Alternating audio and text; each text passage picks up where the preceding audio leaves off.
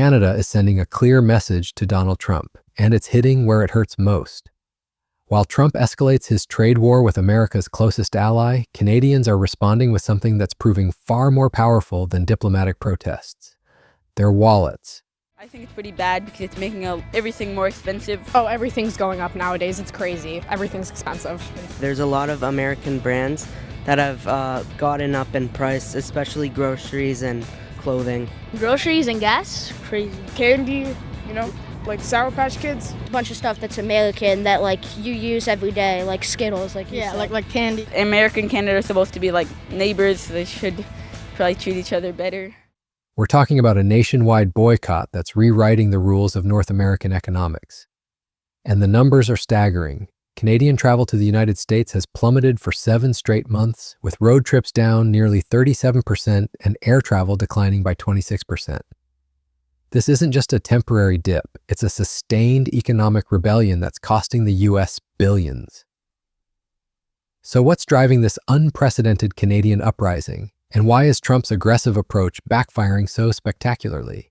To understand the scale of what's happening, we need to go back to where it all started. The roots of this crisis trace back to Trump's inauguration in January 2025, when he immediately began targeting Canada with threats and tariffs.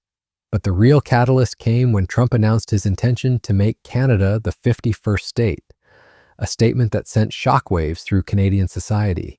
Use of tariffs as a way to boost the U.S. economy. 1 year ago, they said your country was dead, and now you have the hottest country anywhere in the world. We do. We have the hottest country in the world right now. The tariffs have helped. It's given us not only the money, it's billions, trillions of dollars of money, but it gives us great power over enemies. But not all Republicans agree, including Representative Don Bacon, who represents a district in Nebraska. He joins us now. You in the past have spoken out against tariffs targeting Canada. You've watched this trade war unfold. From your perspective, how would you describe the Canada-U.S. relationship in this moment?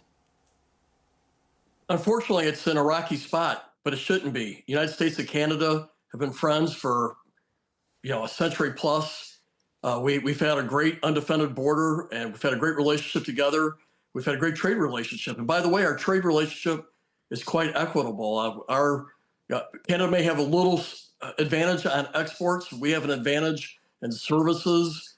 We also have a great tourism industry. So it's been a win-win relationship between us. And I hate to see this trade, the tariffs that the president's put on Canada poison the water, and it has. I've also all the talk about Canada's being a 51st state and the governor, The reaction was swift and decisive.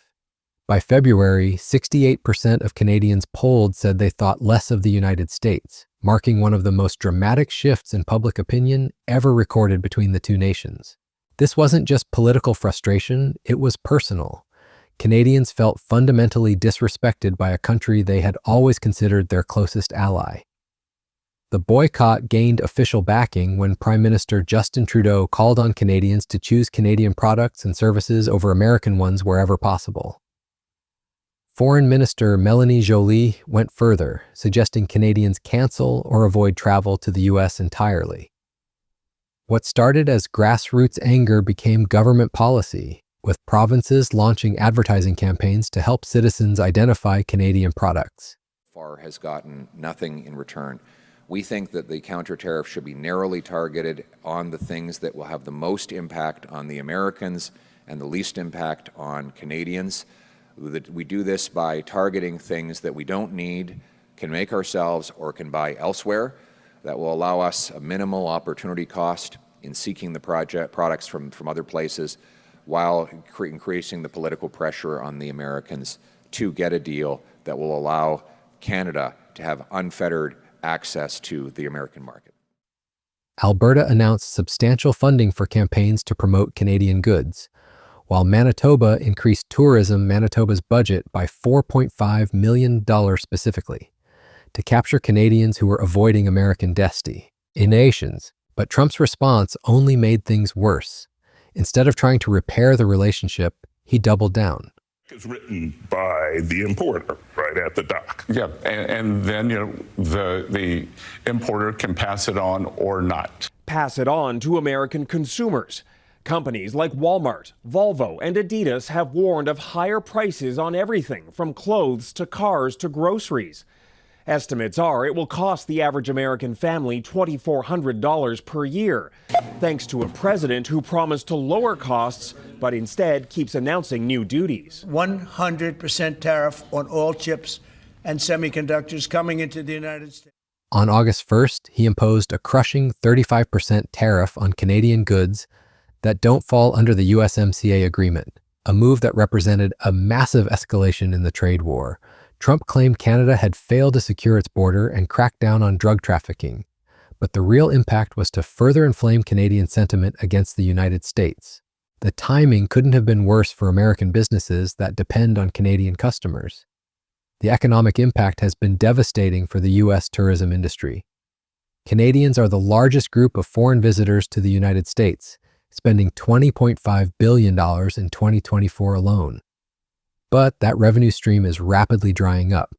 Flight bookings to the United States from Canada fell by an astounding 71 to 76% by March 2025, compared to the previous year. Airlines responded by cutting 320,000 seats from Canada-US flight routes, representing a 3.5% reduction for the summer travel season. The numbers tell a story of economic warfare where Canada is winning through sheer consumer power.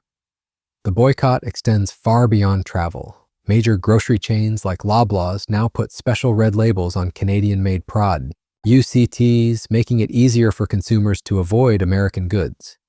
Survey data shows that 71% of Canadian consumers intend to buy fewer American products this year, with many adopting an anything but American mentality when Canadian alternatives aren't available. American whiskey disappeared from British Columbia liquor store shelves, replaced by signs explaining the boycott to customers. This isn't just symbolic, it represents millions of dollars in lost revenue for American companies. The human stories behind the statistics reveal the depth of Canadian anger.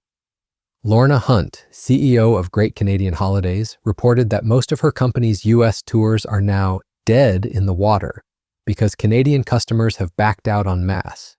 She explained the sentiment perfectly. The anger is not with the American people. The anger is with Donald Trump. And the feeling is that if he is going to go to war with Canada, something we never asked for, an economic war, then why on earth would they spend a nickel in the United States when they don't have to? Individual Canadians are making dramatic changes to their lifestyle. Cam Hayden, a 69-year-old festival owner and regular at American blues events, is boycotting the country until some sense of normalcy returns. Sam Chung Yampin skipped Coachella, a festival he'd attended 3 times previously, saying he has no plans to visit the U.S. for the next 4 years. These aren't casual decisions. They represent a fundamental shift in how Canadians view their southern neighbor. The boycott is reshaping travel patterns across North America. Instead of heading to Florida, Arizona, or Las Vegas, Canadians are choosing Mexico, Europe, and the Caribbean. Bermuda is experiencing a surge in Canadian interest, with Hamilton Princess and Beach Club receiving at least 10 inquiries from Canadians looking to relocate business events and leisure trips. Domestic Canadian travel is booming, with flights within Canada up by more than 6% this summer. Provinces are capitalizing on this trend with new advertising campaigns designed to keep Canadian tourism dollars at home. The impact on border communities has been particularly severe. In Ogdensburg, New York, toll revenue from the International Bridge is down 30% since last year, forcing the Port Authority to put development projects on pause. The authority installed a desperate sign just south of the border reading, "Welcome Canadian neighbors. We're glad you're here." A small gesture aimed at a big international problem. Similar scenes are playing out across the northern border as American businesses that have relied on Canadian customers for decades watch their revenue streams evaporate. Trump's reaction to the boycott has been characteristically inflammatory. His ambassador to Canada revealed that Trump considers Canadians mean and nasty for boycotting U.S. travel and removing American products from store shelves.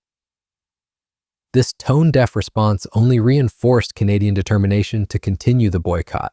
Instead of offering concessions or attempting diplomacy, Trump threatened even more tariffs, including a 50% tariff on copper and a 200% tariff on pharmaceuticals. the broader economic implications are becoming clear. The World Travel and Tourism Council estimates that the loss in revenue from international travelers will cost the U.S. economy $12.5 billion this year. This isn't just Canadian tourism. European consumers are also turning away from American products, with 44% of Europeans rejecting U.S. brands according to European central bank surveys. Tesla saw a 28% drop in European sales, highlighting how political tensions translate directly into economic consequences. What makes this boycott particularly effective is its staying power. Unlike typical consumer boycotts that fade over time, this one has actually strengthened as Trump continues his aggressive rhetoric. Every time Trump mentions making Canada the 51st state or announces new tariffs, he reinforces Canadian resolve to avoid American products and destinations. As marketing professor June Cott explains, Trump is actually keeping it top of mind. He's keeping the boycott going. The boycott has also sparked a renaissance in Canadian pride and self-reliance. Sales of Canadian-made goods have surged, with stores like Ottawa's Maker House reporting 150% year-over-year growth. Hot sellers include T-shirts with the Elbows Up slogan and chocolate bars wrapped in quintessential Canadian expressions. This isn't just about avoiding American products, it's about actively celebrating Canadian alternatives. For many Canadians, the boycott has become more than a political statement. It's a lifestyle change that may outlast Trump's presidency. As one consumer noted, shopping this way makes you stop and think, do I really need this? It has encouraged people to step outside consumer culture, which is good for both bank accounts and mental well-being. The trade war has given Canadians an opportunity to look at Canadian products in a new light, potentially creating lasting changes in consumption patterns. The geographic concentration of the boycott adds another layer of complexity. Many of the affected border regions have significant populations of ethnic Russians and other non-ethnic Canadians, some of whom are less supportive of the boycott efforts. However, polling shows that 67% of ethnic Canadians would support defense measures if Canada were attacked, compared to only 38% of non-ethnic Canadians. This suggests that while the boycott has broad support, it's not universal across all Canadian communities. Looking ahead, the sustainability of this economic rebellion depends largely on Trump's actions. If he continues treating Canada as an adversary rather than an ally, the boycott will likely persist throughout his term. Some analysts predict it could become permanent for certain consumers who have discovered the benefits of buying Canadian. The postal strike comparison is instructive. Many businesses switched to private carriers out of necessity and chose not to return to Canada Post after the strike ended. The international implications extend far beyond North America. One thing that's true is that these trade talks between Mexico and the United States have been about so much more than just trade. They have involved a lot of issues in terms of migration and security as well. And Mexico has already made a number of major concessions to try to appease President Trump.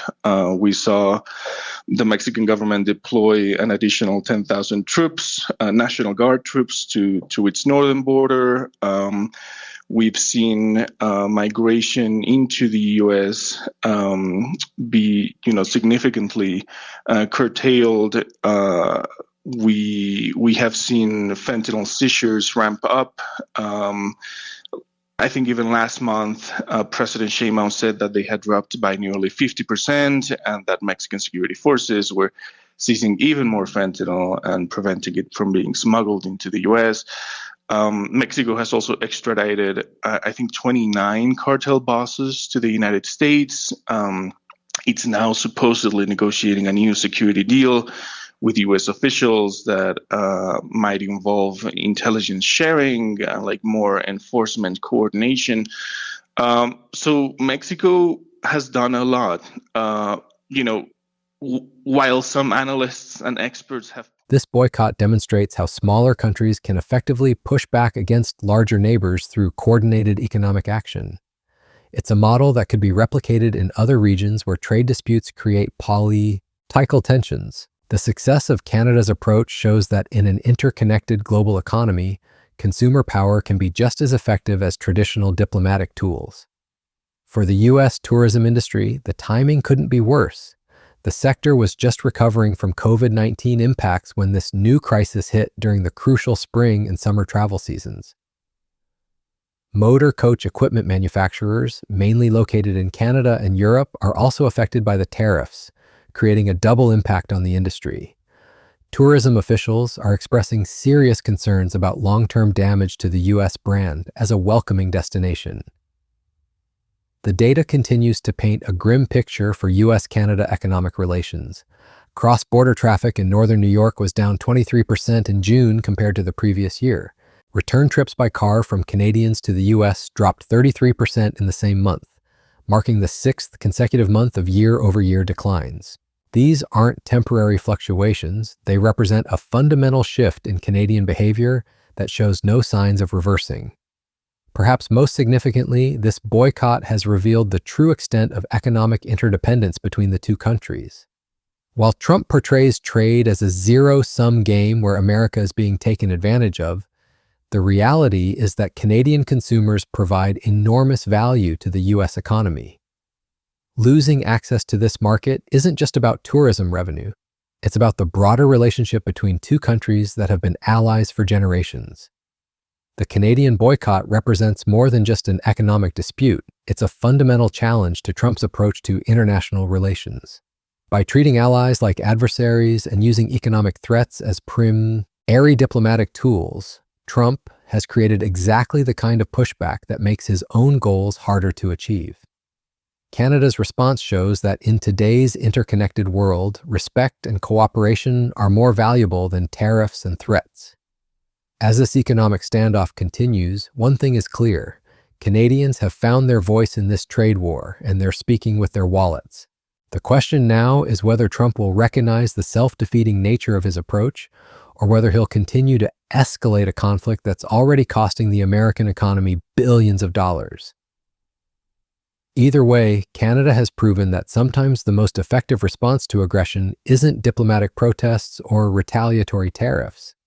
It's simply choosing to spend your money elsewhere, and right now, that elsewhere is anywhere but America.